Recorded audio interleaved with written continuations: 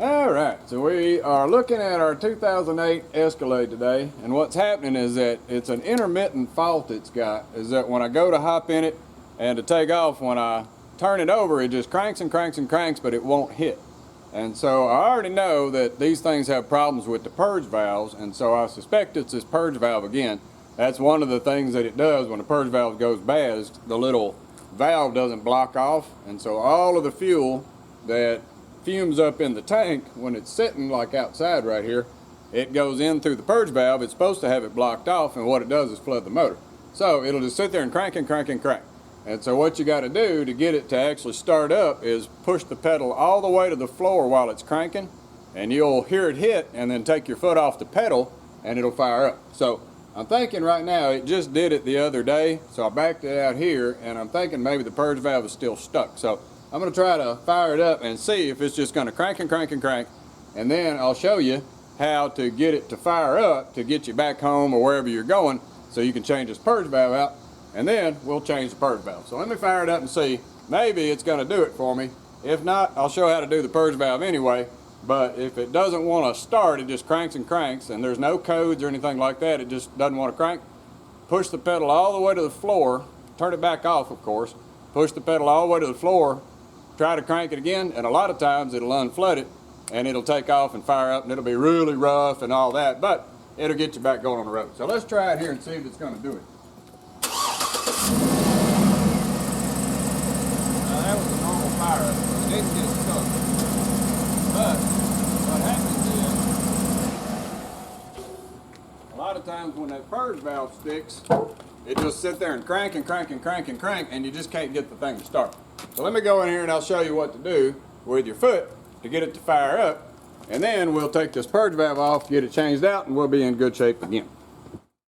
All right, so now we're inside the Escalade, and like I say, it's an intermittent fault. Just a second ago, it went ahead and started, did just like normal, cranks right over and fires up. But what happens is about once in every 20 or so times, when I go in the store, I'll come back out after being in there a minute, go to fire it up, and it'll just crank and crank and crank and crank and crank. Well, it's not going to start because it's flooded. What happens is that purge valve gets stuck open as they go bad, and we'll change that out here in just a minute. But here's what you would do if it just cranks and cranks and won't start, and it's intermittent like that. If it's something that's just doing it continuously, might be another issue, but if it's driving fine and then it just won't start when you come back out and get into it, then it might be this purge valve.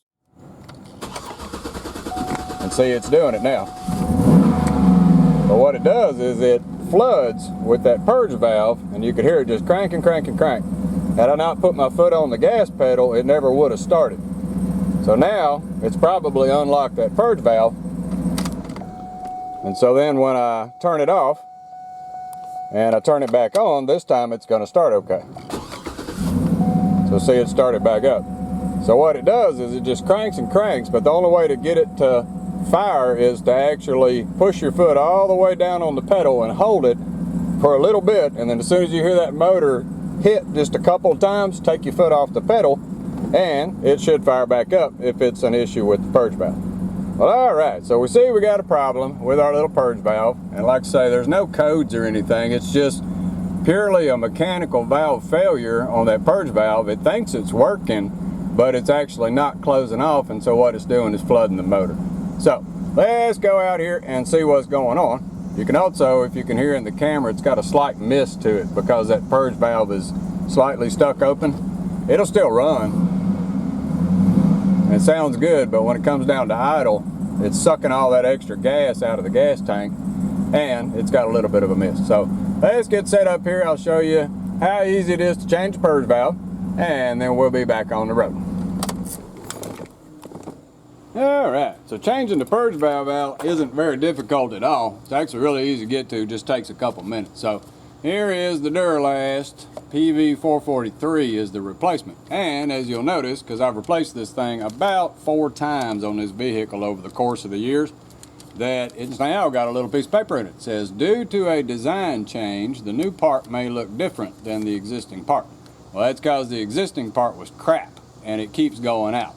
So at least I think they've acknowledged that the new part had to get revisited here to get rid of these issues. So maybe, just maybe, this little guy right here is gonna keep running for more than about a year, because it seems about every year and a half I've had to change this thing out. And so I just go back and I get me a replacement, because Duralast has lifetime replacements, and it's 40 bucks, and we go take it off and take it over there and get it swapped out. So maybe this one's gonna last me a few years, but just in case, I'm gonna keep the receipt, and we're gonna keep the box, and we're gonna swap this thing out. I think they'll take it back without the box. If not, I'll have to give them the box, but definitely I'm gonna keep the receipt.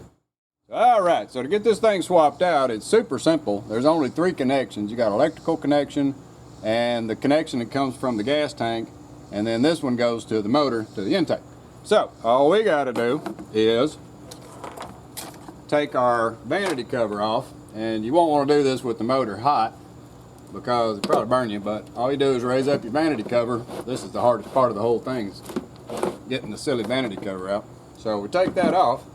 Well, right behind this big old wiring harness right here sits the purge valve. He's sitting right down in here, and you'll see it's the cleanest thing on the vehicle, because I'm forever freaking changing this thing out. So to get the connectors off, it's really simple. Let me zoom down in there with my camera, and you can see how to get 2 of them off. They come off real easy. The one in the front is a booger. So let's get set up here so you can see what's going on. All right, so to get the electrical connector off, it's real easy. You just grab it on its little connector thing, one side or the other.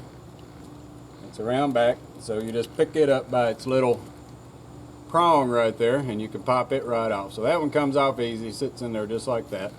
This one on the back here is real easy too. You just push down on the white thing, and you can pop this loose. And you don't have to worry about cutting your fuel off, because this is actually a vent. And so all you do is squeeze that little thing right there, the little white thing, push it down, and away you go. Now the one in the front is really difficult, and it's kind of hard to get it off of its little holder. But since I take this one off all the time, it's real easy. So what happens is you just pull straight up off the holder. This one we're going to do with it actually out here. So it's held on by this little clip. You got to pull straight up on it, and you can get it out of there. Now this one is the total pain. If you ever try to do it inside of there, you can't see, but right underneath the bottom right there is a little bitty tab, and you can tell I've done this quite a few times, because all you do is just push the little tab sideways and you can pull it out. So this little tab right under there, just push it that way and it'll unlock it, and you take the little guy out. So there is our old one, and apparently it is broke. So we're gonna check it out and see what's wrong with it before we take it back. All right, so time for our new one. Like I say, super simple. All we do is first you want to connect this one up. So you got your electrical connector to the back. This one's the one that comes from the tank. This one goes to the motor. And so all we want to do is pop him in there like that. Make sure he's in there, and then we're going to shove him back down in his little hole underneath the wiring harness. Clip him back onto his little holder, which I'm not going to push it all the way down, just in case I have to take it back off. So we got him down on his holder. Then all we do is hook up our electrical connector. So that one goes right in there. And then hook up the one that goes from the tank right there. And voila, you're done. So you can do it on the side of the road. It doesn't take hardly any time at all to change this purge valve out. And that's what's going to keep that thing from just sitting there cranking and trying to start if the purge valve is not sealing.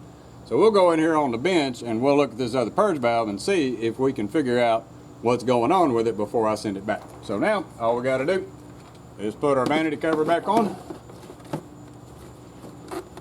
which is, like I say, total annoyance. There we go, and we are all done. So let's head in here to the shop and have a look-see at this little purge valve. Before I do that, I'll go ahead and crank the motor over, just make sure it fires up, and we'll be in good shape. So I'll just leave the camera there, and I'll fire this little bugger back up.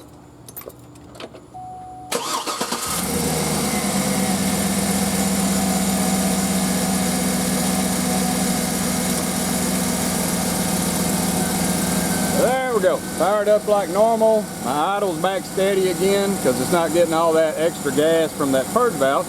And you can see that big old 6.2 has leveled back out and is happy again.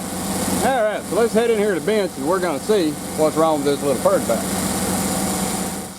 Alright, so just what's going on with our little purge valve here. So I'm not going to take it apart. There's actually a video where I took one of the other ones apart because at that time the Escalade was having an issue that it would start up and run, and then as soon as it started cycling the purge valve, it would flood the motor because it would get stuck open instead of pulsing. But in this one's case, this particular one is actually not sealing off from the beginning. And so what it's doing is letting the motor flood while it's sitting there, like when I go in the store or something. Then when I go to start it, it won't start at all. So, same problem, the little valve is not working right, but the other video shows what happens when it sticks, when it tries to pulse and it actually sticks open. This one is actually sticking right at the beginning. So you can see that if it was working right and I'm on the motor side, so let's say my motor's pulling vacuum to try to pull it in, it shouldn't be able to do anything with it closed. But you can see it's not sealing because I can pull up a vacuum and then as soon as I let off, it goes away. So it's got a leak inside of there. And what it is that little valve is not sealing. So what it's doing is letting all that vapor build up in the tank, go right into my motor and flood my motor out. Because if it was working right, what I'm going to do is tap on it a little bit and see if I can get the valve to seat. Because like I say, it's intermittent. Doesn't do it all the time.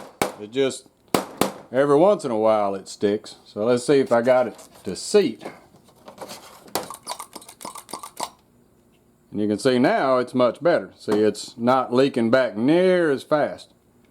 It's still bad because it shouldn't be leaking at all, but you can see just by tapping on it, what it's done is set that little valve back in place, and so now it's not leaking near as bad.